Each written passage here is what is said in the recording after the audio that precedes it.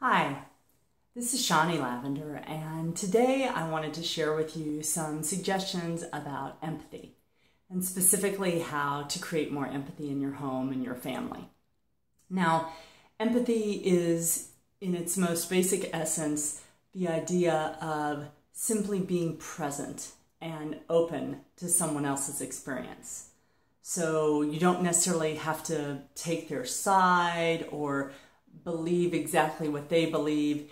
It's simply that you're making space for and being open to that being true for them, that being their experience. And so as a parent, one of the things that empathy is particularly useful is helping your child in moments of big emotion.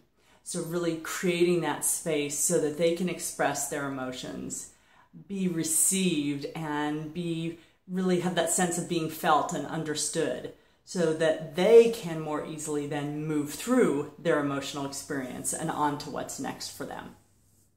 Now, there are a lot of different reasons why empathy can be hard for us as parents, and I'm not going to get into much of that in this video. I simply want to share with you 3 suggestions on, again, how you can increase empathy in your family. So the first idea is empathy needs to be genuine. So in other words, this is not something that you can fake it until you make it. Now, I said empathy does not mean you totally have to agree with the person, with your child in this sense. And yet, it still needs to be genuine. So even if your child, let's say, is upset about not getting to have the sweet that they wanted, or that you said that was going to be able to happen after they went to piano practice, or they're upset that grandma's not going to be able to come visit, or they're upset that they're not going to be able to go out with their friends. Whatever their emotion is about, you may not totally agree with maybe it's not that big a deal in your mind, but when I say be genuine, you want to think about what is it like for them. Can I feel how they're feeling? They're really upset. They're really sad. They're really disappointed. Genuine empathy would be you feeling how they're feeling and recognizing how they're feeling, even if you're not personally feeling it, and accepting that. I see you're really upset. I can tell you're feeling really disappointed. I get that you feel really sad right now. So it's being genuine in your acceptance of how they're feeling. So again, don't fake it. It needs to be genuine. That's the first tip. The second tip is about giving it equally for all emotions. Let's say that again. Give empathy equally for all emotions.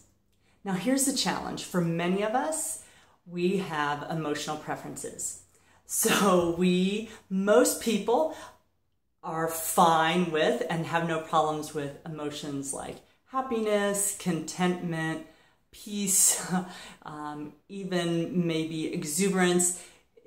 Those may not be challenging. The ones that often are challenging are things like anger, sadness, frustration, irritation, those type of emotions. Now, you may have problems with just one of those or all of them. Doesn't really matter. But for empathy to really work, and as far as creating more of it in your family and creating that safe space, there needs to be equal acceptance of all emotions, even if you're struggling with it. And you can tell your child that, not in the moment, but you can say, sometimes it's really hard for mom when you're feeling sad. I want to make it better, and it's hard for me to just be there when you're feeling sad. Or, wow, when you feel angry, I sometimes get a little scared and I'm wanting to help you through it and I don't really know how.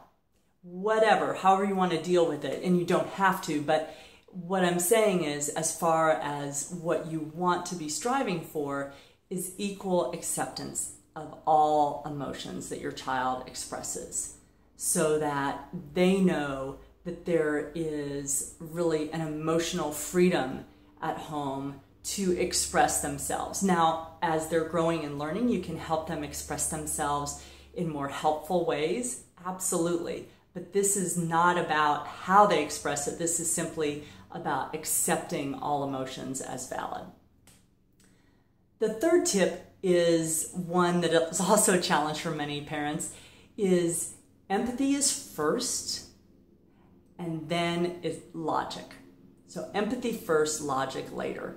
And what I mean by that is often as parents, we might give a dash of empathy and then we want to move on. We want to say, well, and oh, I'm really sorry you're feeling sad. Well, let me explain to you why it didn't happen. And then we go into maybe the rational reasons why it didn't happen, something didn't happen, or why it's not going to happen, or we're helping them problem solve on to the next phase. All of those are fine.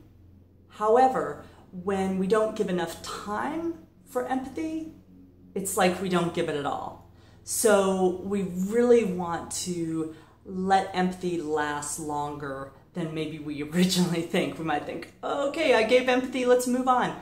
Children, especially younger than age 7, they don't move on so quickly. Then they can, but they often don't. And so what we want to do is give them empathy, give them empathy, give them empathy. And that doesn't mean a lot of talking. It can be quiet. We don't have to even do anything, just being with them and allowing them to have their emotions. And being with them when they do that is fine. Give it longer though than you think, and leave the logic, the rational, the explanations, the problem solving, the talking about what happened, leave that till later than you think would normally be appropriate. And it might even be hours later, even a day later, depending on the situation.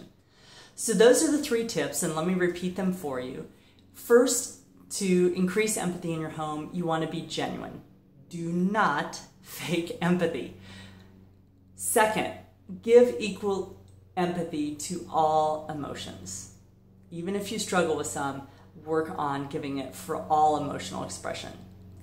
And the third is focus on empathy first and let logic come later. Now, I have some other suggestions and actually quite a lot of information about empathy on my website, shawneelavender.com, and I'll put a link to that in the description below, or information about how you can get, actually I have an 11-page document called the Empathetic Family that is free to you. So I'll let you know how you can get that to help you create more empathy, because it really is about creating the kind of relationships we want with our children and creating that strong emotional foundation for them to really grow into confident, secure, attached, and really self-reliant and self-aware adults who can get themselves through any kind of situation in life. Because as we know, life isn't always smooth and easy, and by giving our children empathy now, we're helping them have a lot of resilience for whatever life brings them in the years ahead. So as always, if you have any questions or comments, I welcome those, and I do take time to respond. So put those in the comments below. And in the meantime, I wish you great success with these tools in creating more empathy in your family. And visit me more and learn more at shawneelavender.com. Thanks so much.